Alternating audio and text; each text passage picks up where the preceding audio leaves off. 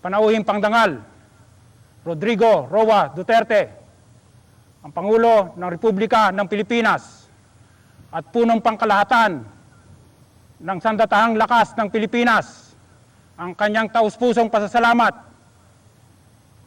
sa parangal na ginawad natin sa araw na ito. Kalpunan. Baba, please.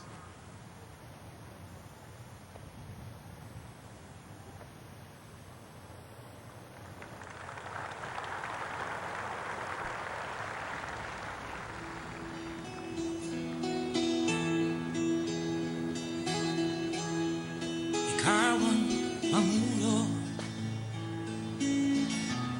para sa pagbabago. Ladies and gentlemen, President Rodrigo Roa Duterte. Sawa na ang bayan ko sa magnanakaw na tao. Kalpunan. Nadala. Chris. Madilim na kahapon, ikaw ang mag-aahon. Please be seated. Malikod ko. Cut.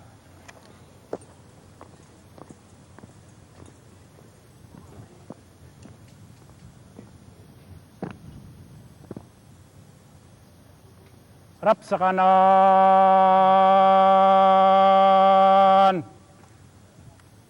Harap! Kalpunan. Pihit pa kaliwa. Cut.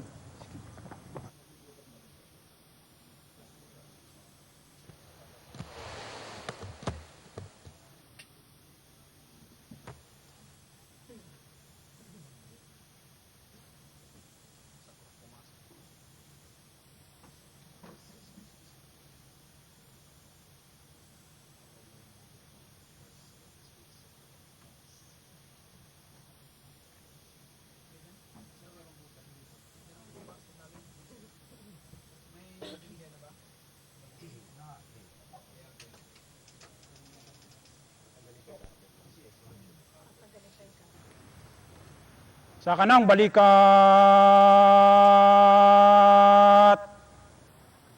Ta! Pasulong.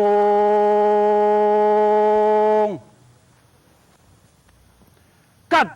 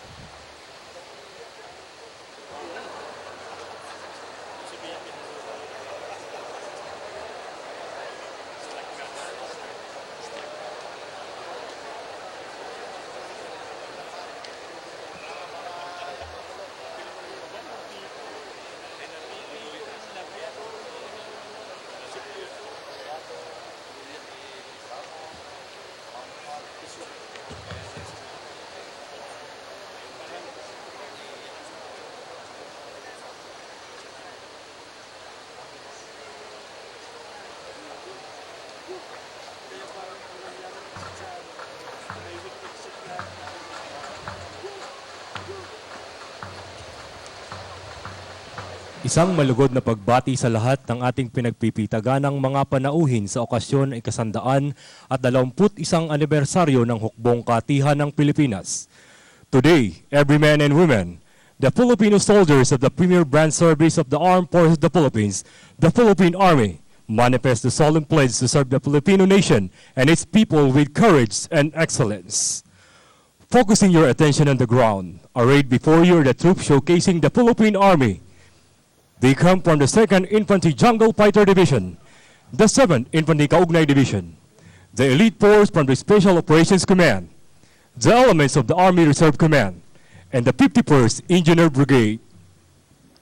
You're witnessing the entry of the troop commander and his staff.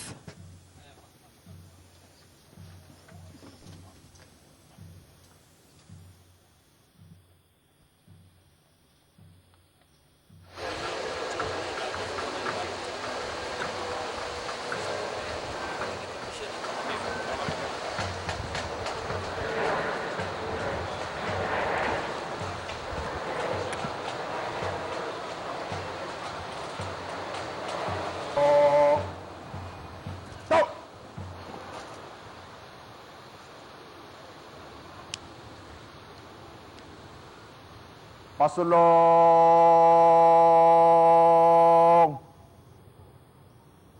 Good!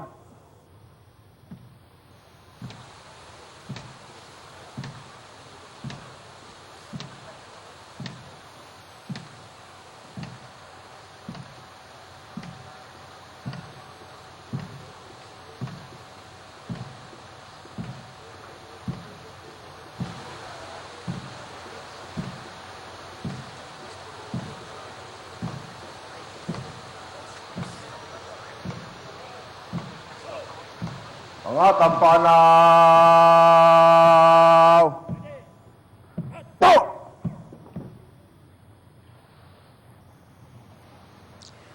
Today's activity, ladies and gentlemen, also features the mountain contingents on display at the far left side of the parade ground, composed of the following: the Special Operations Forces with the elements of the Special Forces Regiment, 1st Scout Ranger Regiment, and the Light Reaction Regiment. The Common Support having the Army's artillery assets, mechanized infantry assets. The wheeled armor vehicles consist of the Simba armored fighting vehicles and the V-150. Truck armor vehicles composed of the M113A2 with a unmanned turret system, the fire support vehicle with 76mm with remote control weapon system, M113 ambulance, and the armor recovery vehicle. The combat service support with units from the Explosive Ordnance and Disposal Battalion, Chemical, Biological, Radiological, and Nuclear Platoon, Army Signal Regiment, from the 2nd and 7th Infantry Divisions, engineer capability with equipment like the man lift, backhoe, loader, and the road grader, the 525th Engineer Combat Battalion with its humanitarian assistance and disaster response capability. Highlighting today's occasion is the presentation of awards to deserving military and civilian personnel, as well as individuals who have given their share in the accomplishment of the command's mission. You will see a transforming Army realizing the vision of having a world-class Army that is a source of national pride by 2028 and supportive of the AFP's Development Support and Security Plan Kapayapaan 2017 to 2022. The troop commander for today's ceremony is Major General Ronnie S. Evangelista, Commander Special Operations Command Philippine Army, who will now present the troops to the President of the Republic of the Philippines. Mahal na Pangulo, handa na po ang mga tampanaw para sa parangal.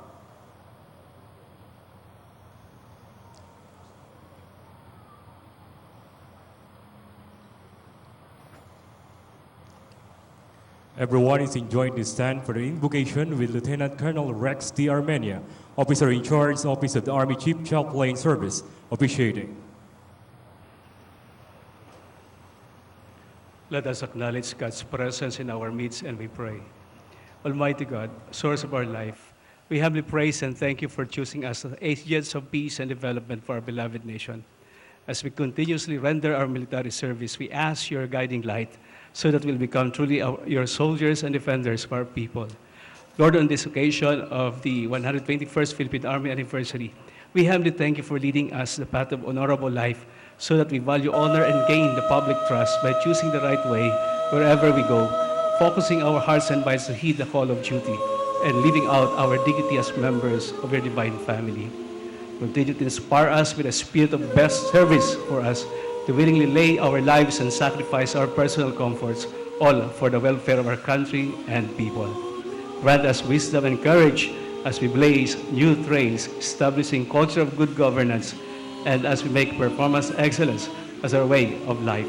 Enlighten every officer, every soldier, and every public servant to live up the values of honor, patriotism, and duty in order for us to achieve unity and success in all our endeavors.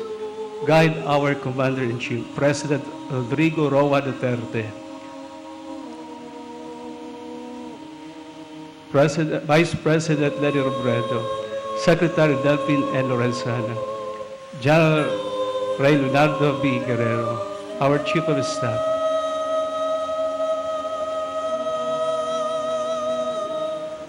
and Lieutenant General Orlando Osoleto Bautista, our Commanding General, as they lead us in the path of transformation initiatives, mission accomplishment, and exemplary professionalism. This is our wish and prayer. Amen. Thank you. Please be seated.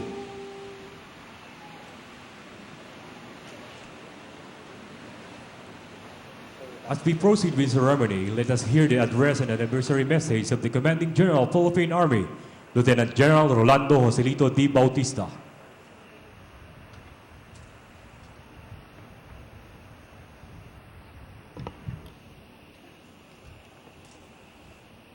The President of the Republic of the Philippines, Mayor Rodrigo Roa Duterte, Vice President Maria Leonor G. Robredo, Secretary Delphine N. Lorenzana and Mrs. Lorenzana, Lieutenant General Ray Leonardo B. Guerrero and Mrs. Guerrero, Cabinet Secretaries, Executive Secretary Salvador C. Medialdea, Secretary Eduardo M. Año and Mrs. Año, Secretary Christopher Lawrence Bong Tesorogo, Brigadier General Hermogenes C. Esperon Jr., Brigadier General and Mrs. Lopez C. Dagoy, Department of National Defense officials, Major Service Commanders, Chief PNP and Coast Guard Commandant, Unified Commanders, officers from the General Headquarters, Team Army headed by Major General Robert M. Arevalo, former Commanding Generals of the Philippine Army, Medal of Valor awardees, Philippine Army Major Unit Commanders, Brigade Commanders, Chief JUSMAG and Foreign Armed Forces Attachés, Multi-Sector Advisory Board, our awardees for today and their families, members of the media and the Defense Press Corps, stakeholders, ladies and gentlemen, welcome to the celebration of the 121st founding anniversary of the Philippine Army. As we gather here this afternoon, allow me to share with all of you some of the important milestones of the Philippine Army. We have improved the Army's standing in relation to the rest of the world, aligned with our vision to become a world-class Army. We were inducted into the Palladium Balance Scorecard Hall of Fame in London on March 14, 2018. The Hall of Fame Award recognizes our capability for effective strategy execution. This award shows that we are on target insofar as the Army Transformation Roadmap is concerned and are on the right path towards professionalizing the service. The Philippine Army is the 6th institution in the country to receive this coveted award. To better serve our soldiers and their families, we have added an express lane for the quick processing of benefit claims. This decreased the length of time involved for processing from 1 year to 2 months, and the number of documents required from 25 down to just 4.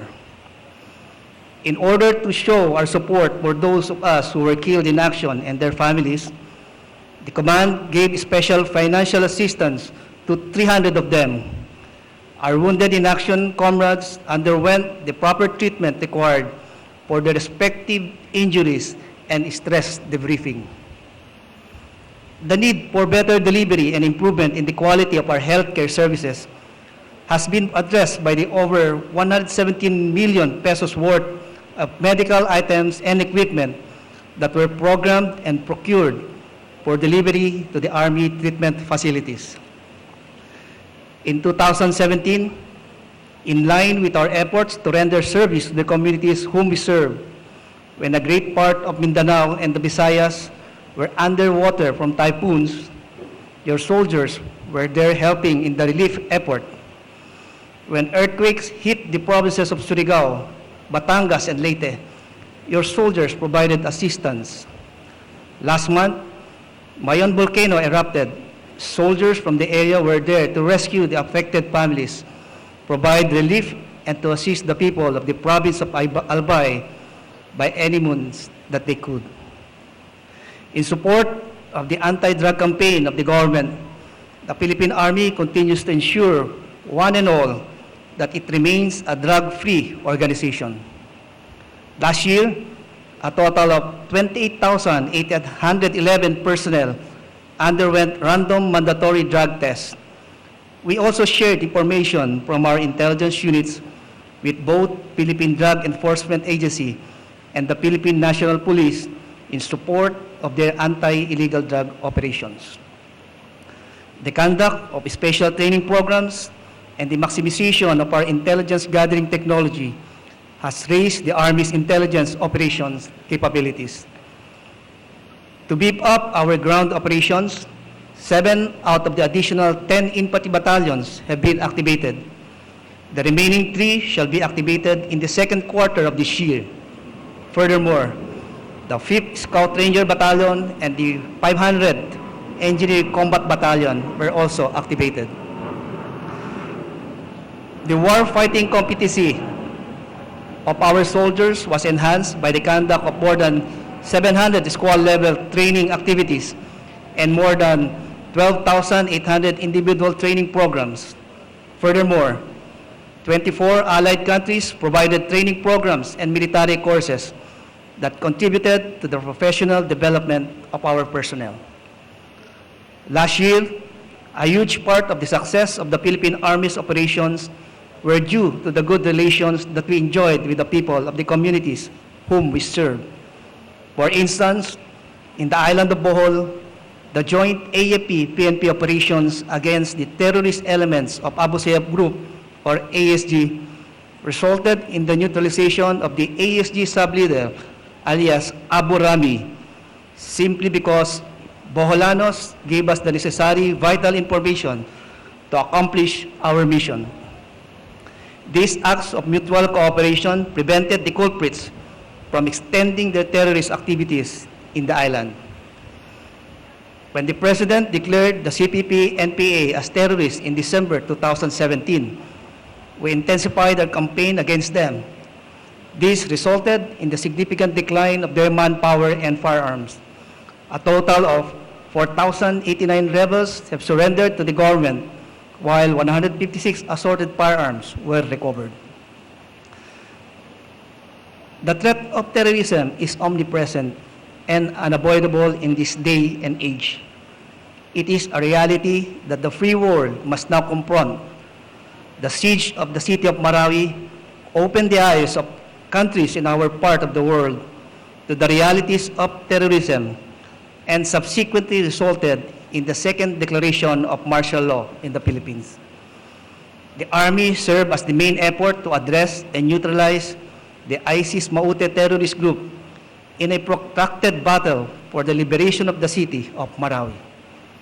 having no less than our Commander-in-Chief, President Rodrigo Roa Duterte, who entered the main battle area at the height of the firefight, inspired and motivated every AFP, PNP, and Coast Guard personnel to perform their mandate to rescue the hostages and neutralize all the terrorists.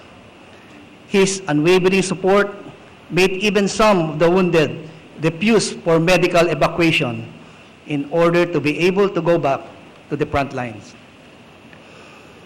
In the Battle of Marawi, the Army rose to the challenge of fighting a vicious enemy on urban terrain by swiftly making the necessary adjustments, tailoring its tactics, techniques, and procedures to suit the difficult urban environment.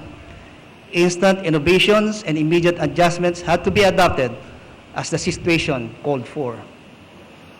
Thinking out of the box, the Army outmaneuvered the ISIS Mauti terrorists and shook their core, resulting in the neutralization of about 900 local and foreign terrorists, headed by the FBI's most wanted terrorists, Isnilon Hapilon and the Mauti brothers. All throughout the crisis, our soldiers strictly upheld the principles of human rights, rule of law, and those of the international humanitarian law in their discharge of duties. They faithfully lived to our motto of protecting the people and securing the land. Dahil dito, nadama ng sambayanan ang empatiya at sinseridad ng buong sandatahang lakas ng Pilipinas, kapulisan at ng Coast Guard sa paglilingkod na iginugol nilang lahat sa crisis na sinapit ng lungsod ng Marawi at naging kabalikat natin silang lahat sa mabilisang pagsugpo ng terorismo.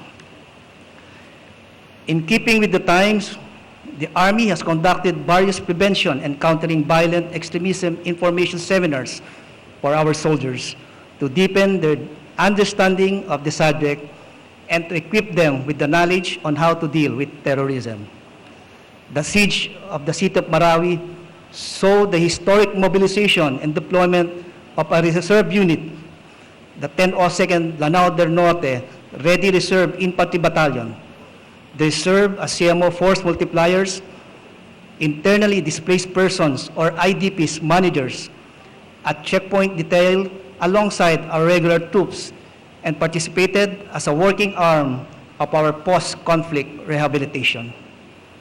Their successful deployment was the result of our continuous efforts to develop a responsive reserve force, schooled and trained to be at par with our active forces.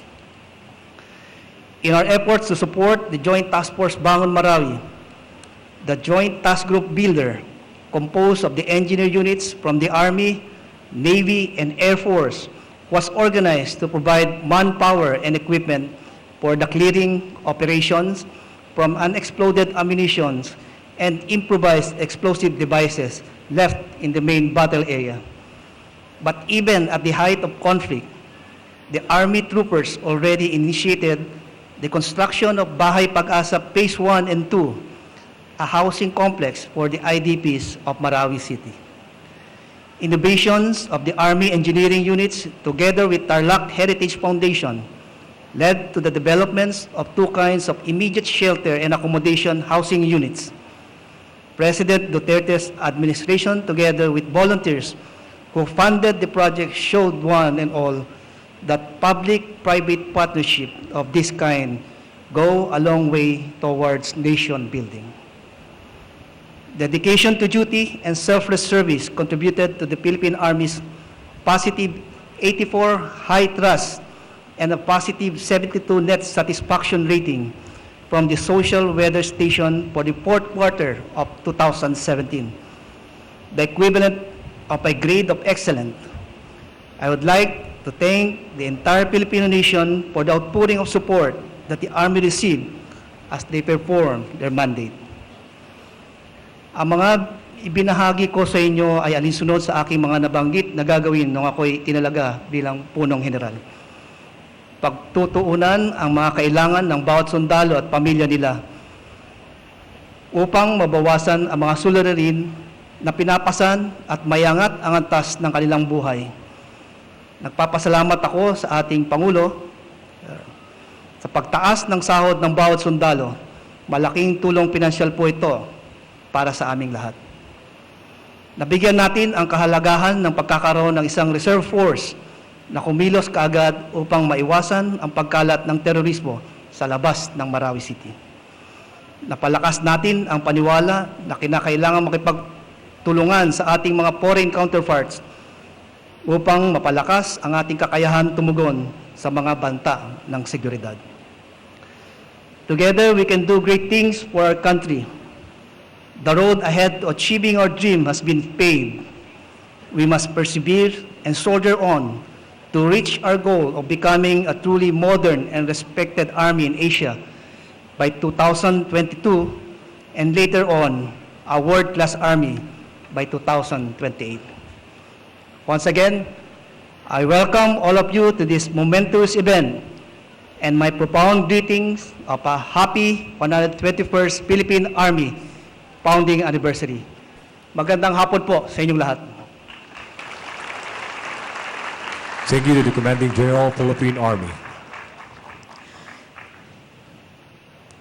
We shall now move on with the presentation of command and honors.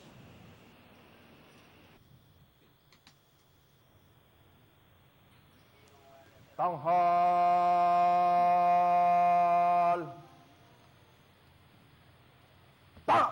Please rise. Sige, kamay. Na!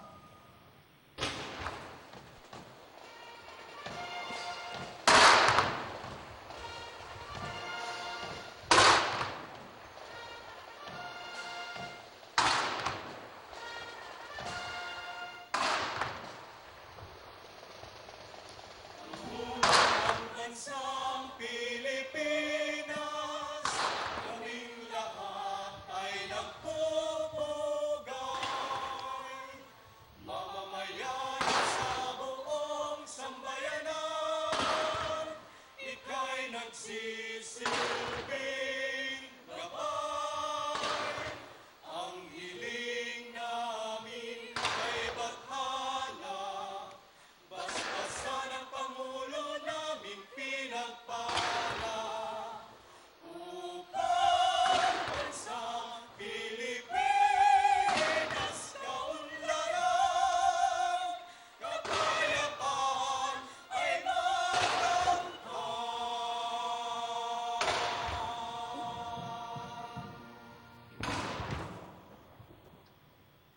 Baba, kamay. Na!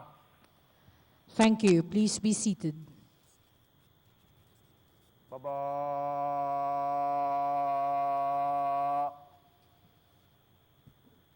Na!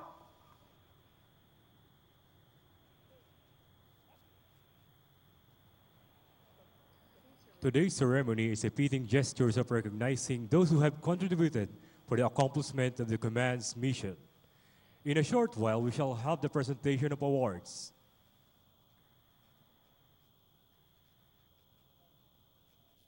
Ang taong may dala ng parangal at mga watawat kumagit na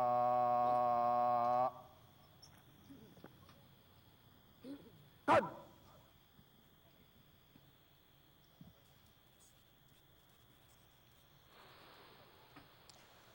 On this ceremony, awards will be conferred to deserving military and civilian personnel and ROTC cadets in recognition of their gallantry, meritorious achievements, and exemplary performances.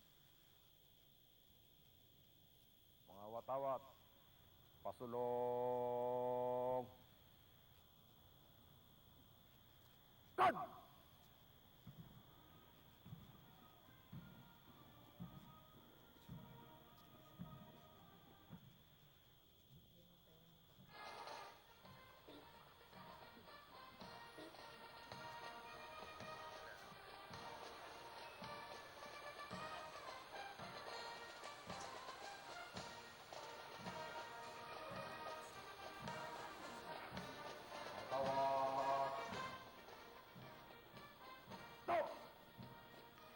Awardees are requested to join the color detail on the ground.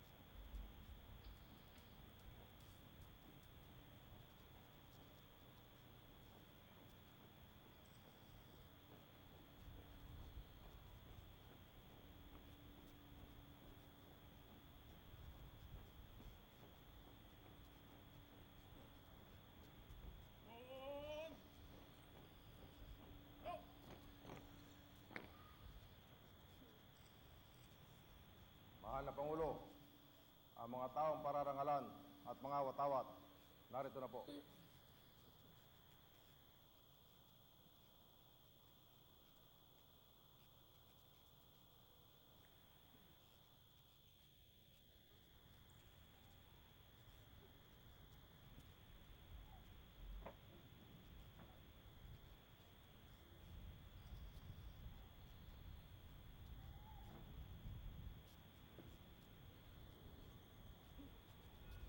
Tanghal!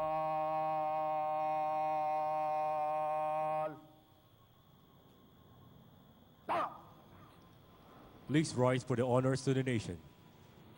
Mga kalipunan at mga watawat, bugay kamay. Na!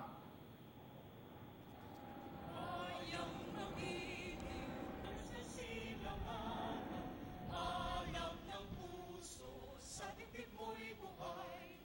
Lupang hinirang, buyan ka ng magiting. Sa manlulupit, di ka pa sisigil. Sa dagat at bundok, sa simoy at sa langit mong bughaw. May bilag ang tula at awit sa paglayang minamahal. Ang islap ng watawat mo'y tagumpay na nagniningning. Ang bituin at araw niya kailan pa may di magdidilim. Lupa ng araw ng walhati pagsinta, buhay ay langit sa piling mo. Aming ligaya ng pagmay mga api, ang mamatay ng dahil sa'yo. Baba kamay. Na! Thank you. Please be seated. Baba!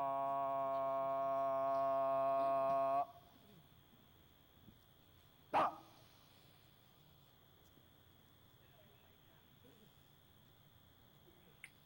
We shall now witness the presentation of awards. Awards are requested to come up the grandstand to receive the awards. Would like to request our guest of honor, President Rodrigo Roa Duterte, to present the awards. The President will be assisted by the Secretary of National Defense, Delphine N. Lorenzana, and the Commanding General, Philippine Army, Lieutenant General Rolando Joselito D. Bautista. The Chief of Staff, Armed Forces of the Philippines, General Ray Leonardo B. Guerrero, is also requested to assist in the awarding.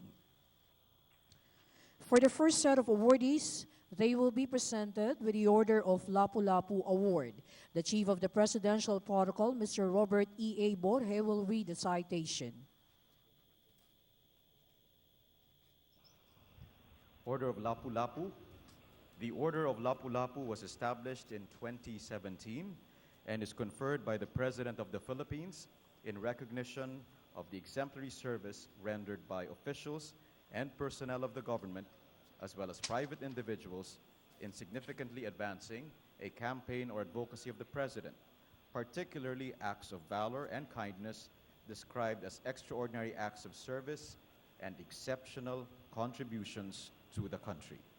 The Order of Lapu-Lapu, rank of Kampilan, is awarded to officials and personnel of the government and private individuals who were seriously wounded or injured or suffered great loss of property as a direct result of their participation in an activity pursuant to a campaign or advocacy of the President. The Order of Lapu-Lapu, rank of Kampilan, is hereby awarded to Sergeant Mayor Valera.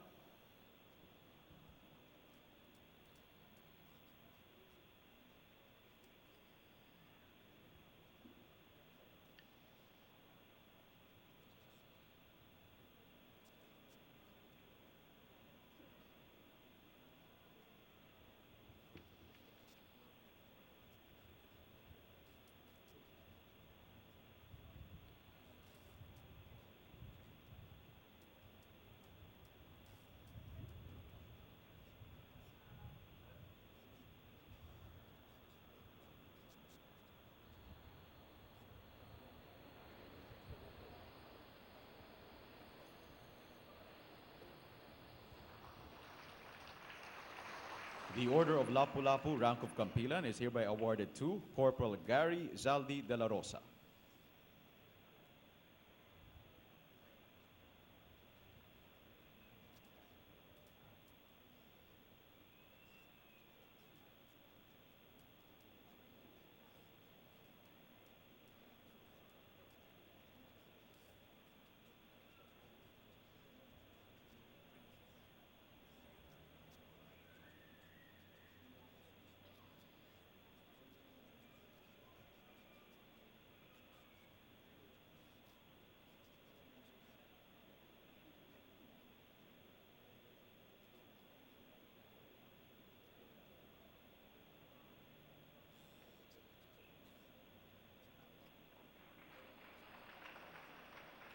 The Order of Lapu-Lapu, rank of Kampilan, is hereby awarded to Private First Class John Ray Sequera.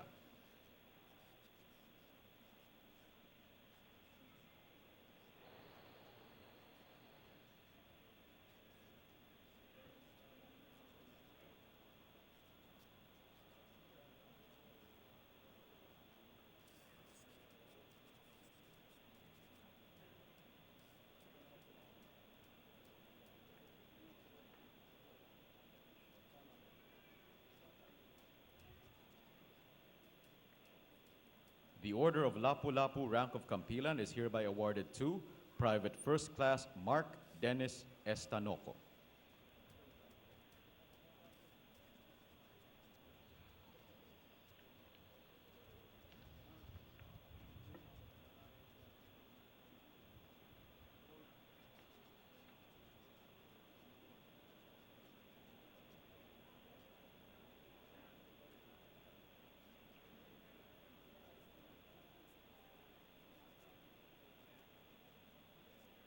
The Order of Lapu-Lapu, rank of Kamagi, is awarded to officials and personnel of the government and private individuals who actively participated in and contributed significantly to an activity pursuant to a campaign or advocacy of the President. The Order of Lapu-Lapu, rank of Kamagi, is hereby awarded to Lieutenant General Carlito Galvez.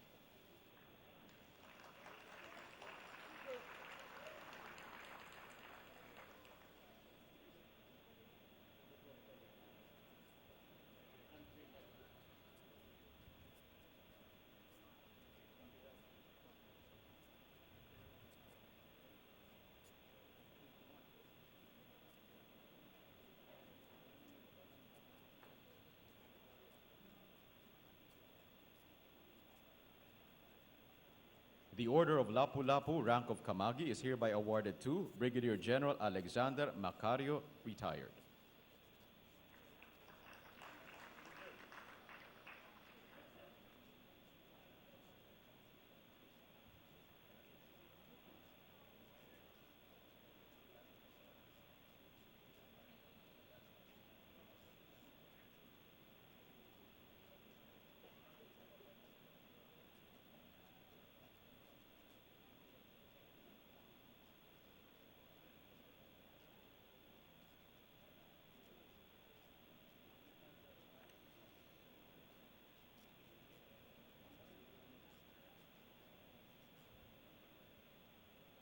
The Order of Lapu-Lapu, rank of Kamagi, is hereby awarded to Lieutenant Colonel Samuel Manzano.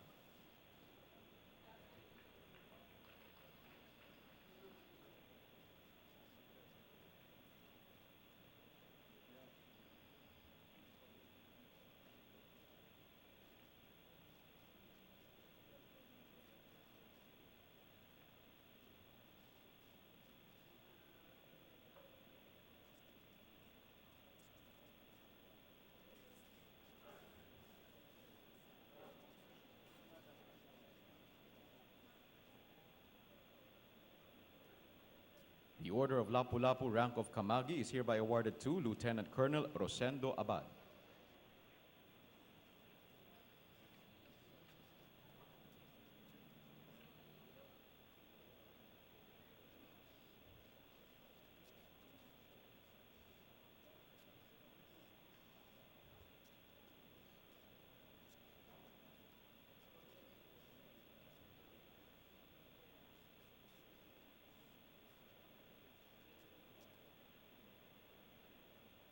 The Order of Lapu-Lapu, rank of Kamagi, is hereby awarded to Major Erwin Comendador.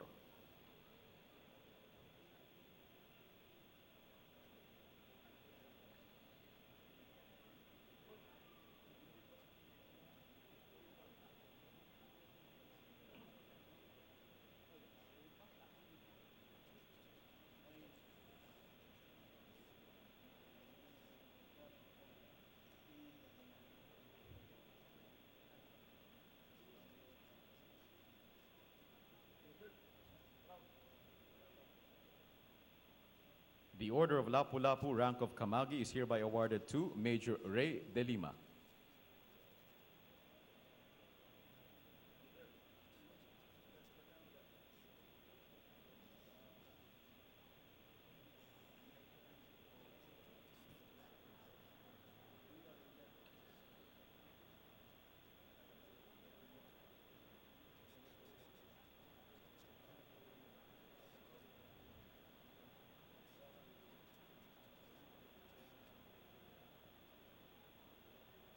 The Order of Lapu-Lapu, rank of Kamagi, is hereby awarded to Major Norleo Adulam.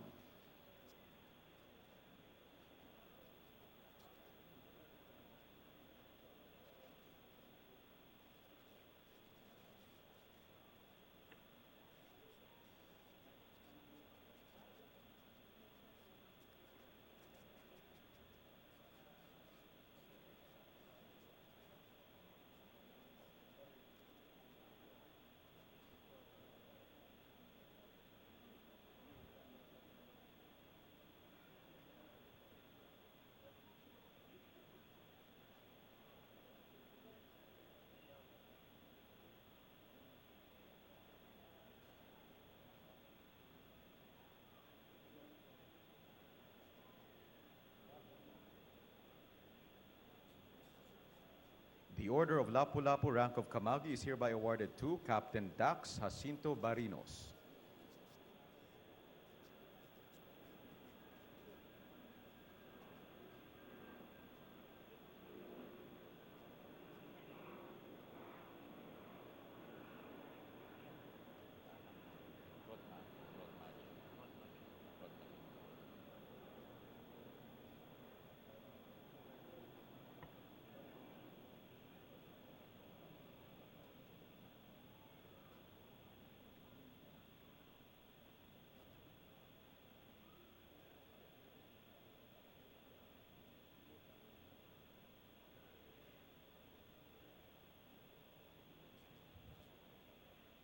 The Order of Lapu-Lapu, rank of Kamagi, is hereby awarded to Captain Rod Miguel Arizabal.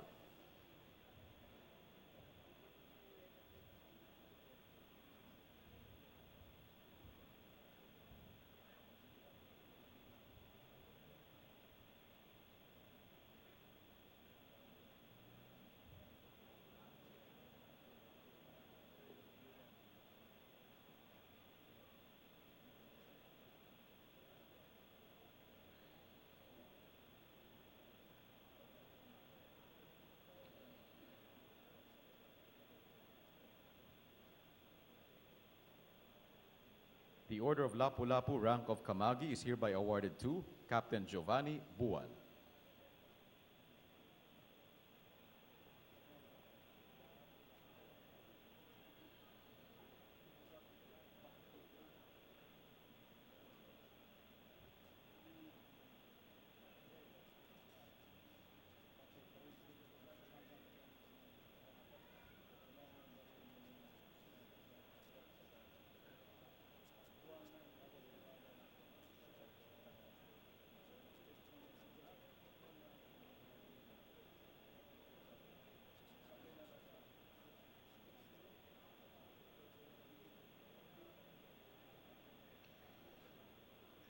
The Order of Lapu-Lapu rank of Kamagi is hereby awarded to First Lieutenant Miguel Carlo Alhambra.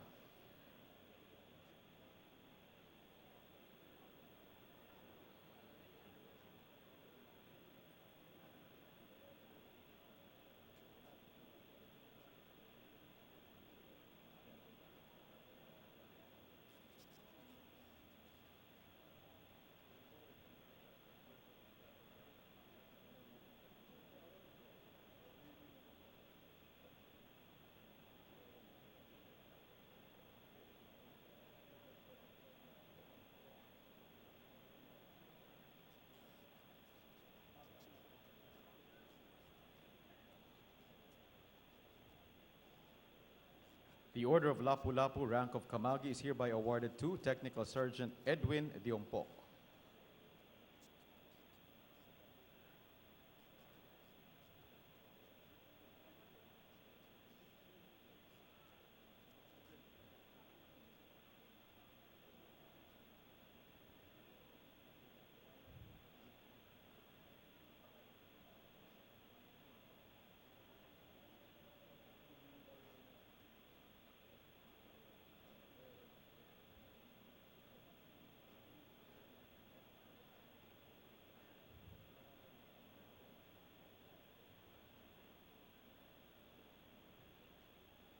The Order of Lapu-Lapu rank of Kamagi is hereby awarded to Staff Sergeant Andres Angeles III.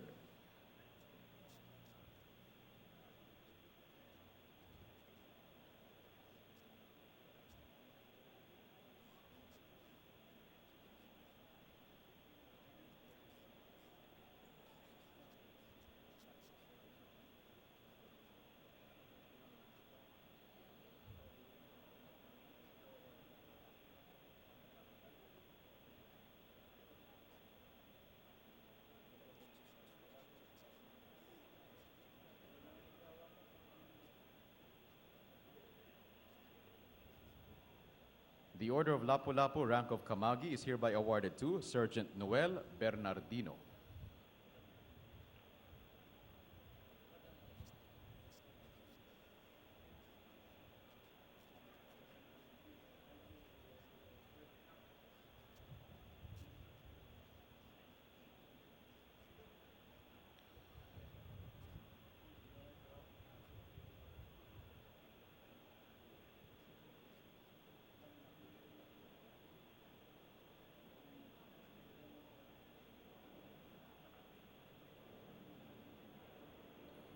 And finally, the Order of Lapu-Lapu rank of Kamagi is hereby awarded to Corporal Alvin Esmeraldo Tenay.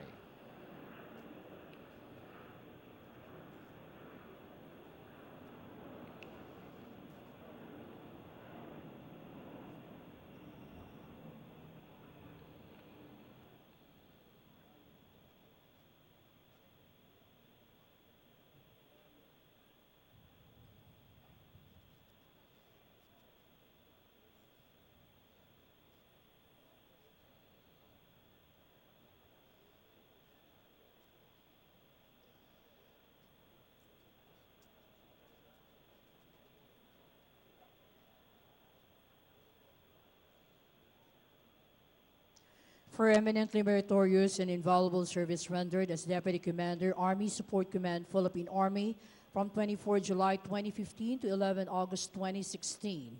The Distinguished Service Star is awarded to Major General Joselito M. Reyes, Officer-9380, Armed Forces of the Philippines.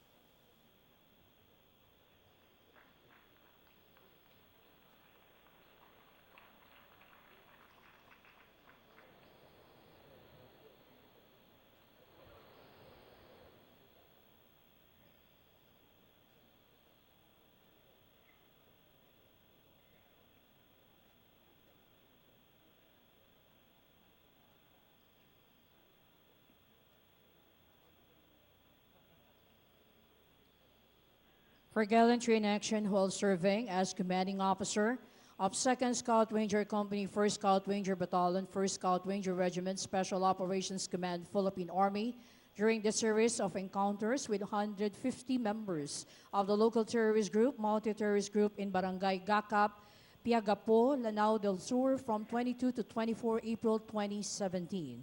The Gold Cross Medal is awarded to Captain Erwin Zar Ercilia, Officer-15140, Infantry, Philippine Army.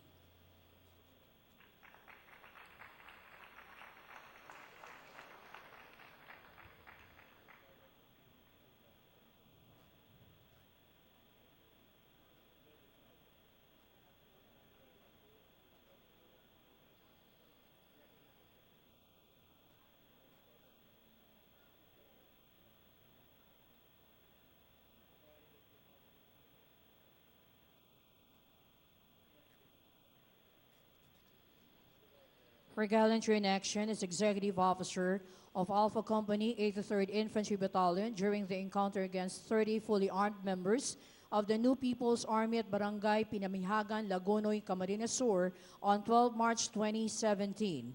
The Gold Cross Medal is awarded to First Lieutenant James Michael V. Limos, Officer-17785, Signal Corps, Philippine Army.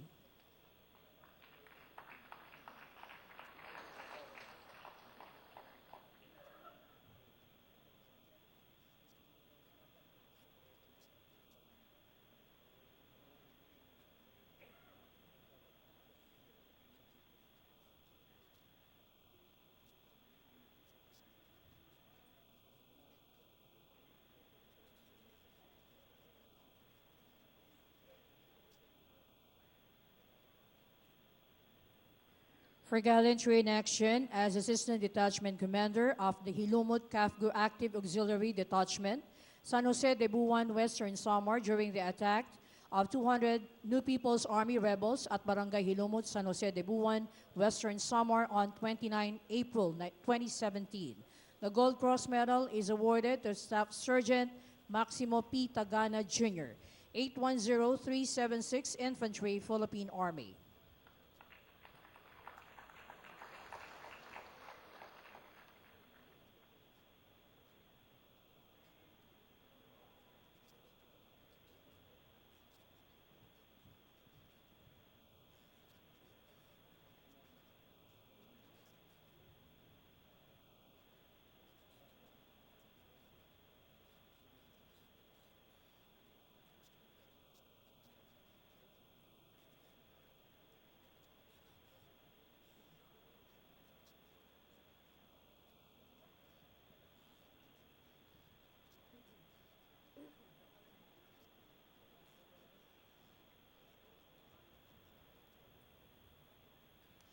For gallantry in action is member of the Scout Platoon, 29th Infantry Battalion, 4th Infantry Division, Philippine Army, during an encounter against 15 fully armed members of the Guerrilla Front Committee 16, Northeastern Mindanao Regional Committee at Barangay San Roque, Quicharao, Agusan del Norte on 28 August 2017. The Gold Cross Medal is awarded to Sergeant Wally Vane S. Tuting, 856589, Infantry, Philippine Army.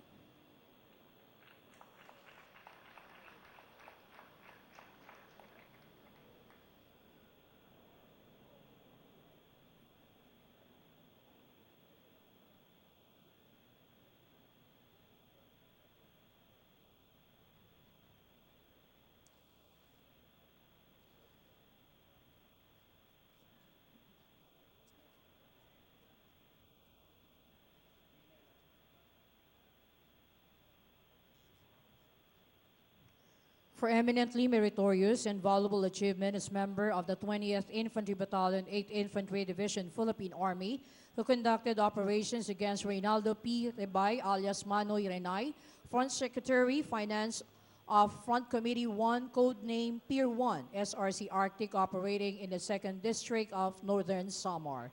The Silver Cross Medal is awarded to Major Renen L. Mundog, Officer-132034, Infantry, Philippine Army.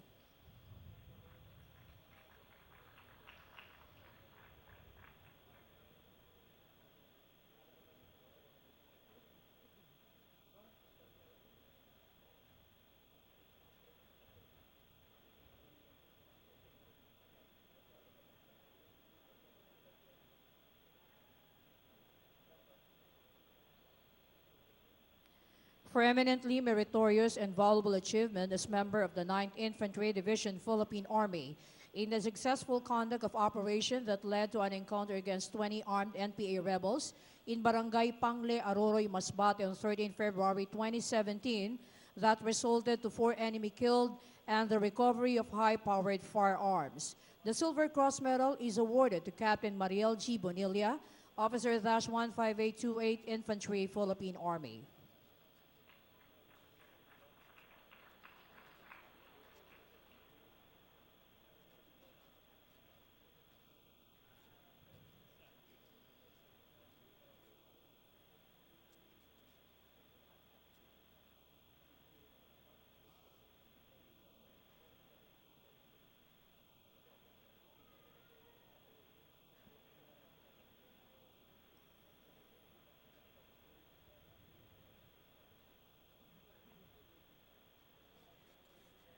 For eminently meritorious achievement as member of the Bravo Company, 67th Infantry Battalion, 10th Infantry Division, Philippine Army, in an encounter that resulted in the recovery of high-powered firearms at Bagrasitio, Kasunogan, Barangay Mahanub, Baganga, Davao Oriental. The Silver Cross Medal is awarded to Staff Sergeant Mario A. Torres, 822-896 Infantry, Philippine Army.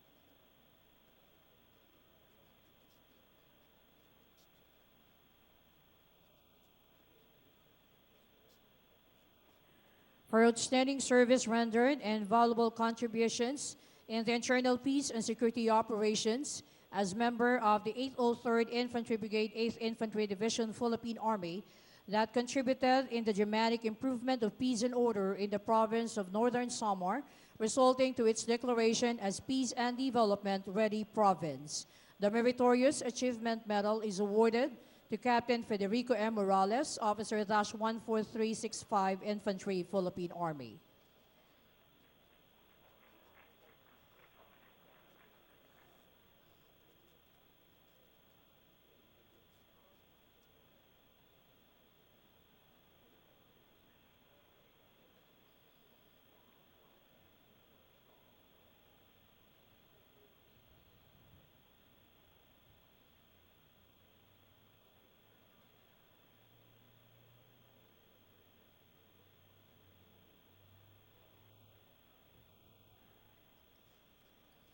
For meritorious and valuable achievements in the pursuit of socio-economic development and non-combat activities of the Armed Forces of the Philippines, as project proponent, planner, and facilitator in the province of Camarines Sur. The Gawad sa Kaunlaran is awarded to Colonel Ferozaldo Paul T. Rehencia, Officer-9589 Infantry, General Staff Corps, Philippine Army.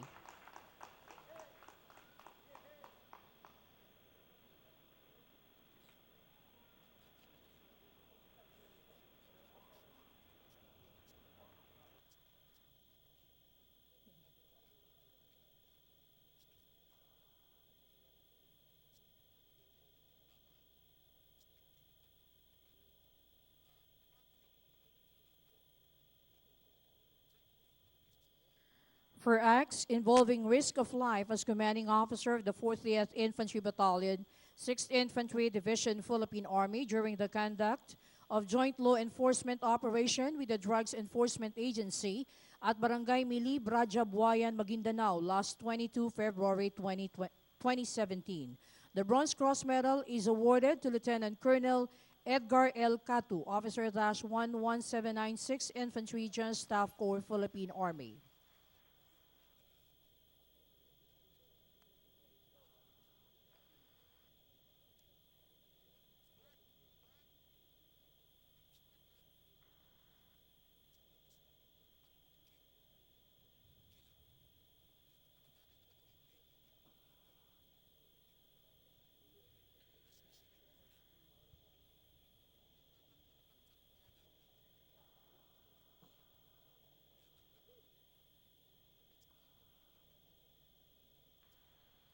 for acts of heroism involving risk of life as commander of the 5th Mechanized Infantry Battalion, Mechanized Infantry Division, Philippine Army, in the conduct of retrieval and relief operations during the onslaught of Typhoon Vinta from 22 to 23 December 2017 in the municipality of Munay, Bacolod, and other parts of Lanao del Norte.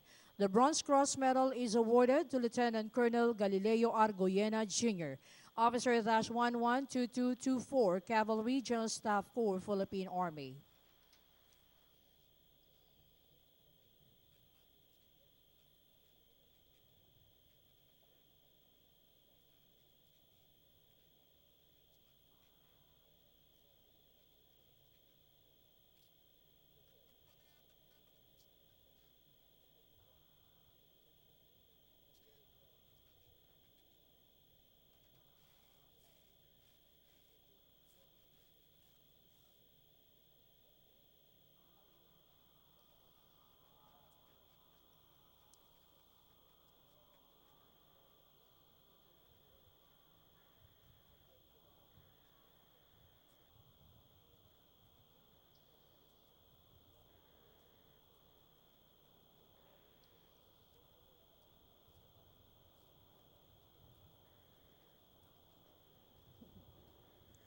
For acts of heroism involving risk of life as member of the Disaster Emergency Assistance Relief Platoon of the 30th Infantry Battalion, 4th Infantry Division, Philippine Army, during the conduct of the disaster relief and rescue operations from 11 to 12 February 2017 at the height of magnitude 6.7 earthquake that hit Surigao del Norte. The Bronze Cross Medal is awarded to First Lieutenant Rogelio S. De La Rosa, Jr., Officer -16857, Infantry, Philippine Army.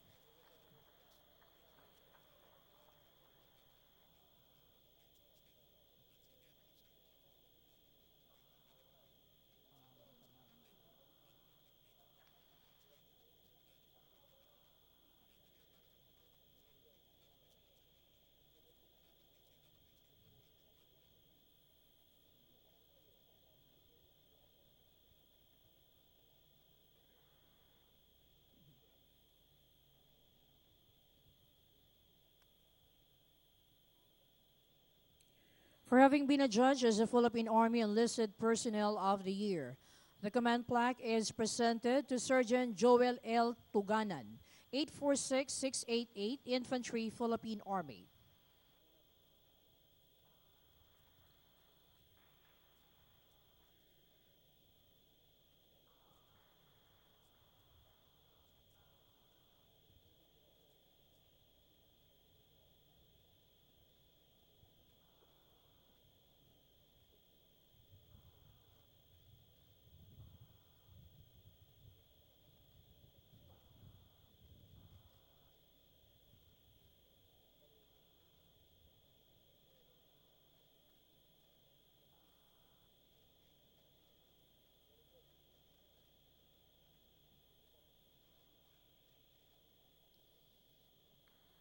For having been adjudged as the Philippine Army CAFGU Active Auxiliary of the Year, the command plaque is presented to CAFGU Active Auxiliary Erwin B. Abogado, Philippine Army.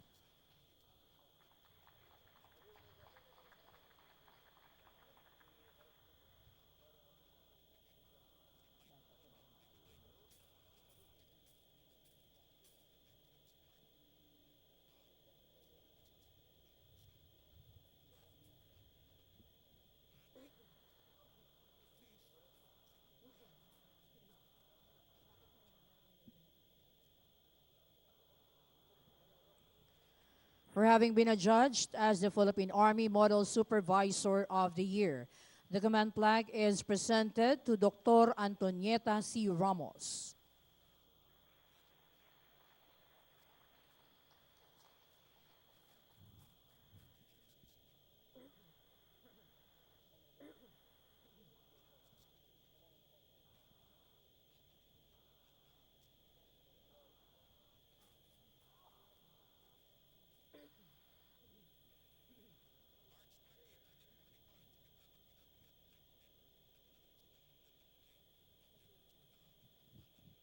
For having been adjudged as the Philippine Army Model Employee of the Year, the command plaque is presented to Prince Louis B. Mamut.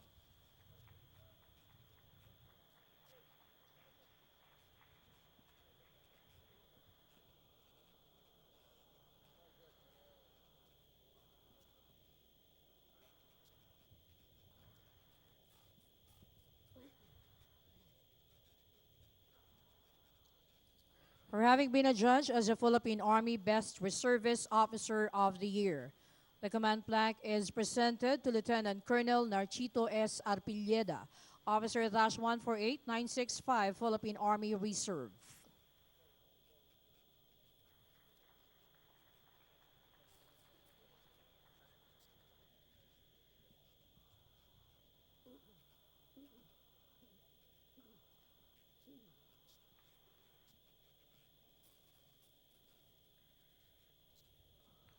For having been adjudged as the Philippine Army Best Reservist Enlisted Personnel of the Year, the command plaque is presented to Master Sergeant Gloria C. Managira, 12B3723, Philippine Army Reserve.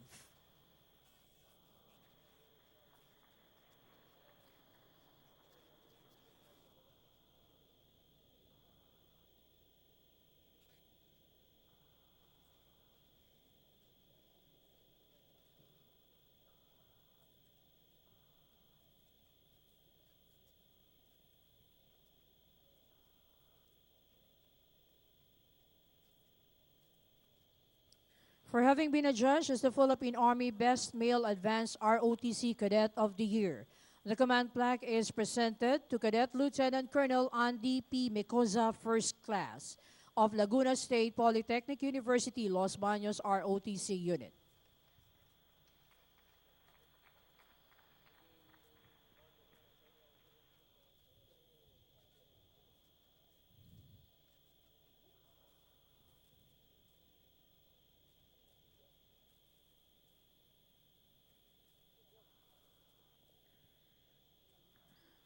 For having been adjudged as the Philippine Army Best Female Advanced ROTC Cadet of the Year, the command plaque is presented to Cadet Colonel Regine S. Galvez, First Class, of Camarines Norte State College ROTC Unit.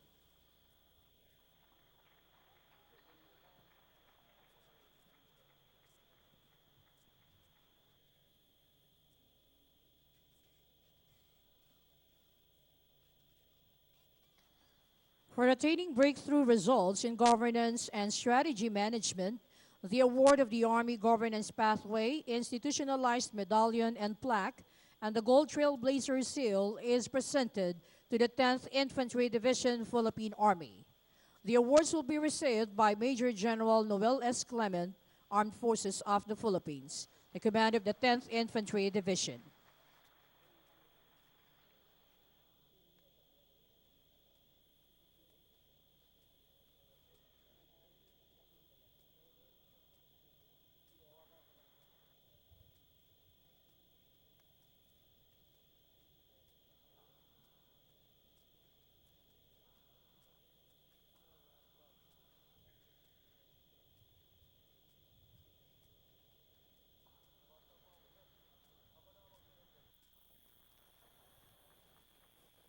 Congratulations to all the awardees.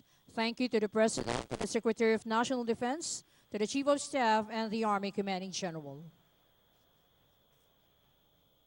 Mga watawat, sumalunan. Cut!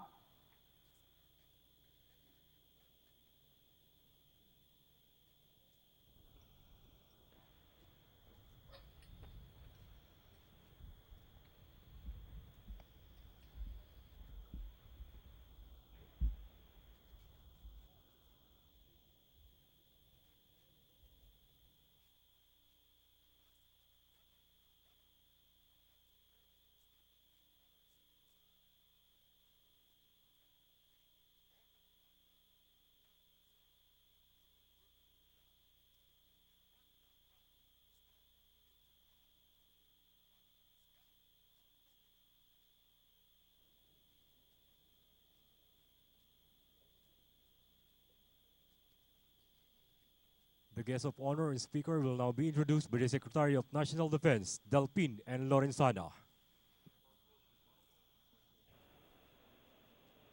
Ladies and gentlemen, the President of the Republic of the Philippines, President Rodrigo Roa Duterte.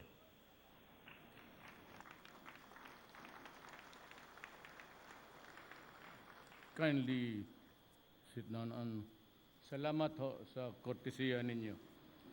Troop Commander, could I request you to give the order to the troop of Tikas, pahinga?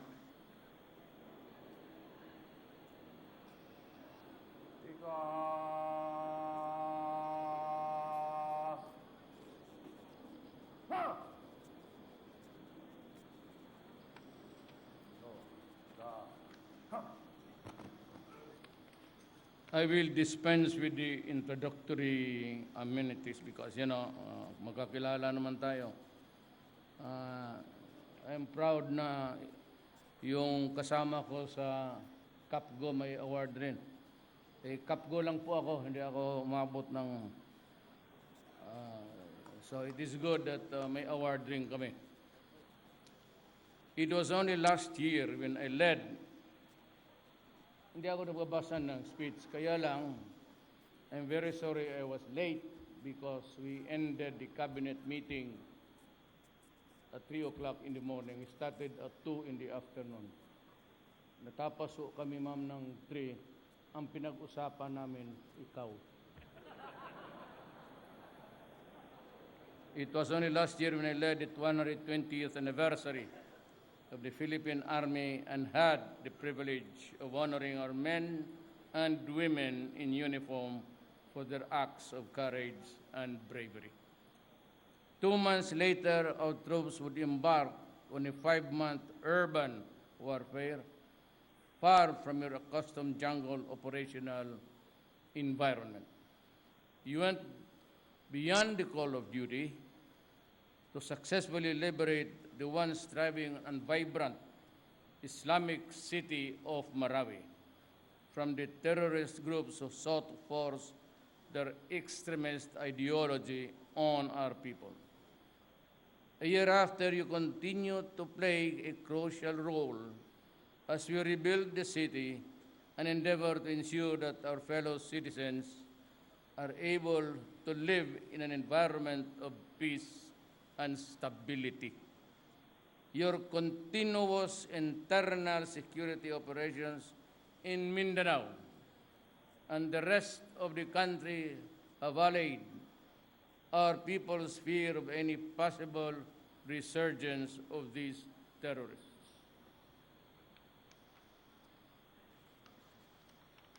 As your Commander-in-Chief, you have made me proud,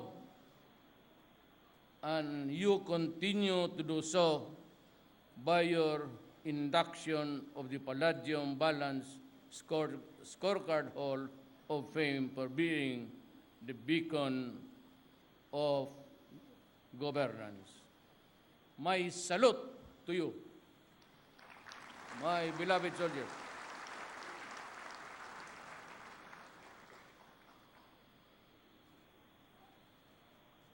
With your continued growth and progress, I have every confidence to believe that this feat will only bring you closer to your vision.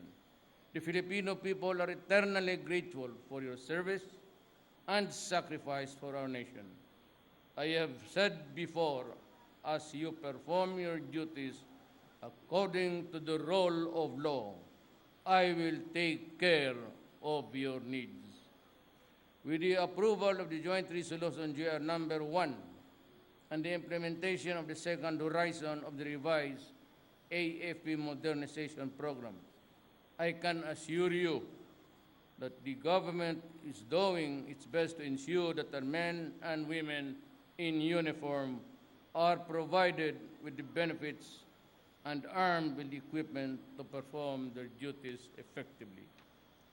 As you celebrate 121 years of service and sacrifice for the Filipino people, let me take this opportunity to thank and honor every member of the armed forces, past and present, for your selflessness, heroism, and faithful service to the Republic. There are no shortcuts to success. We will continue to face the challenges as we trudge the noble path of building a stronger and safer nation.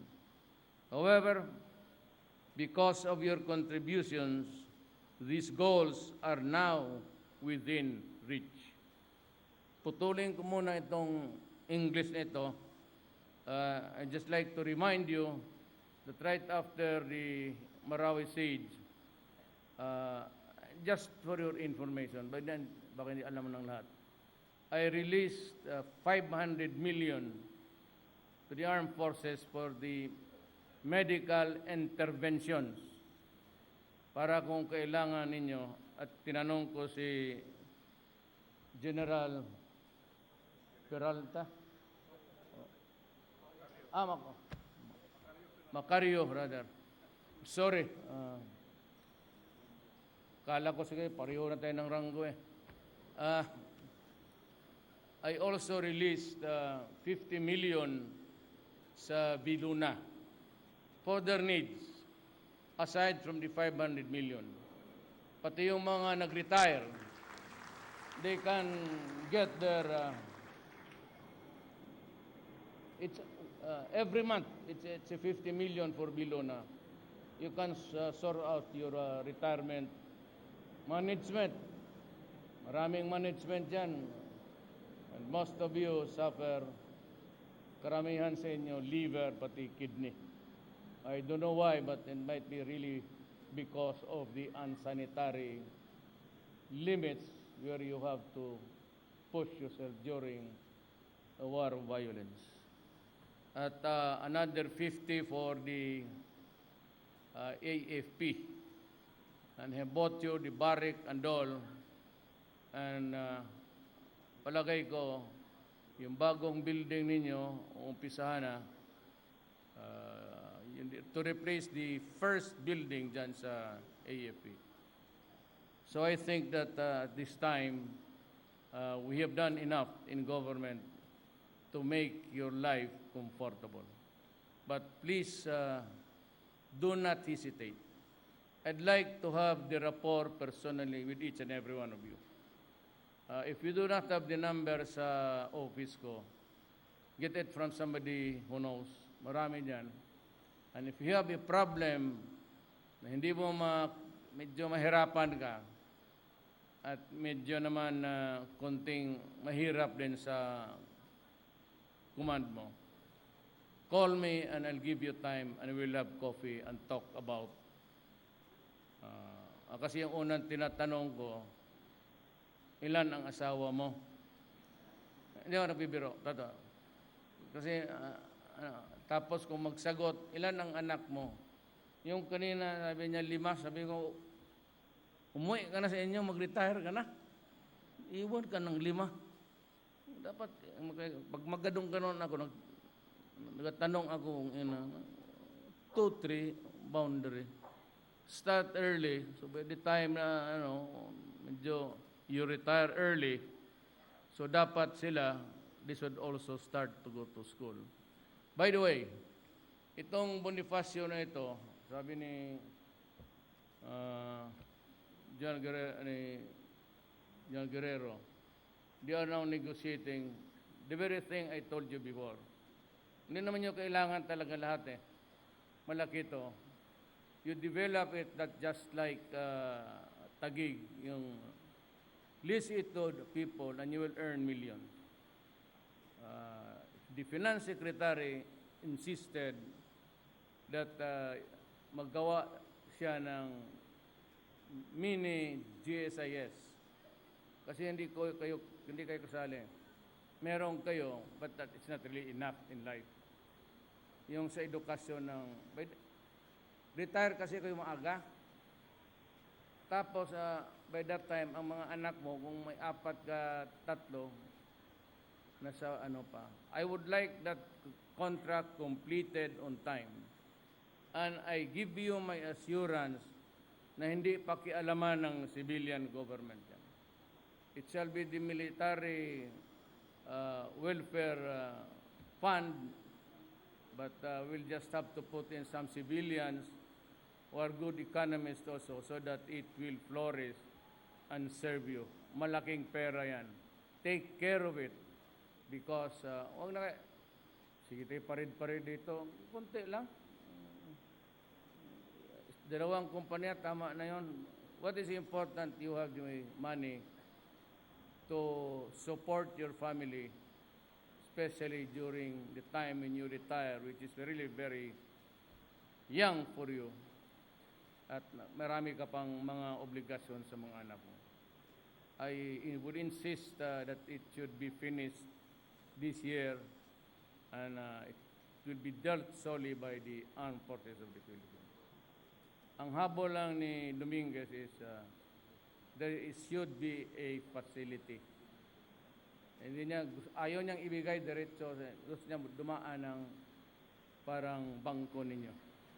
And that would be like a GSIS only for the armed forces of the Philippines and the Philippine National Police.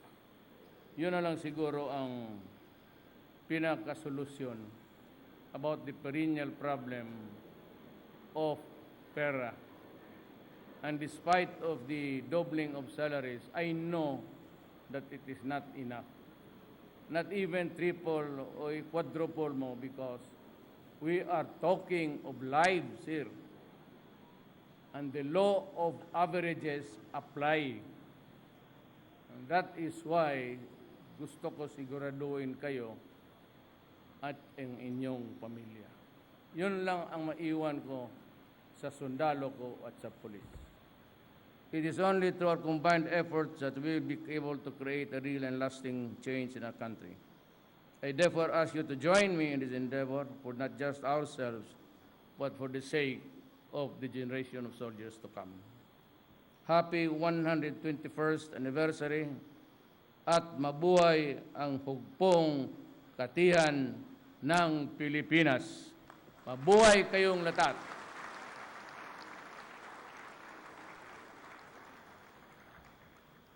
Thank you very much to President Rodrigo Roa Duterte.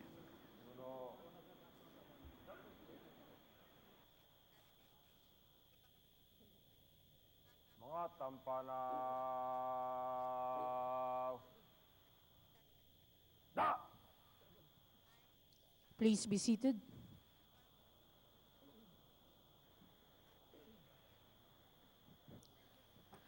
The Troop Commander, Major General Ronnie S. Evangelista, will report the termination of the ceremony.